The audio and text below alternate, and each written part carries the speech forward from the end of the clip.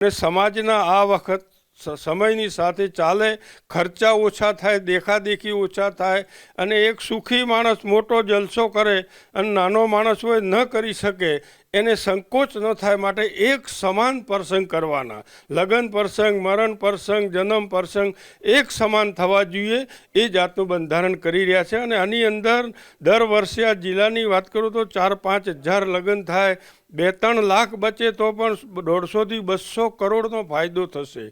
અને આ ફાયદો અમે કહેવાના છે કે તમે શિક્ષણમાં વાપરો, તમારા બાળકોને ઉચ્ચ શિક્ષણ આપો, તમામ ઘરે ઘરે એક સારી નોકરી મળે, સારી નોકરી કરે, આ જાતનો કરો, ધંધો કરો તો આ પૈસા એમાં ઉપયોગ કરો ને તમારો ઉત્કર્ષ કરો.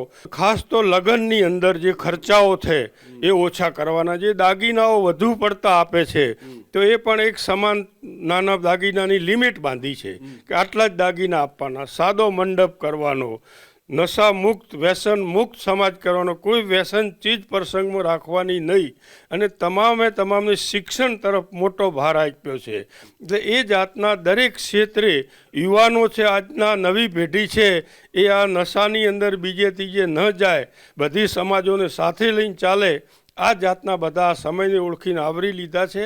અને મોદી સાહેબનો જ મંત્ર આપ્યો છે કે સૌનો સાથ, સૌનો વિકાસ. અમે પણ કહ્યું કે એક સમાજ એક રિવાજ.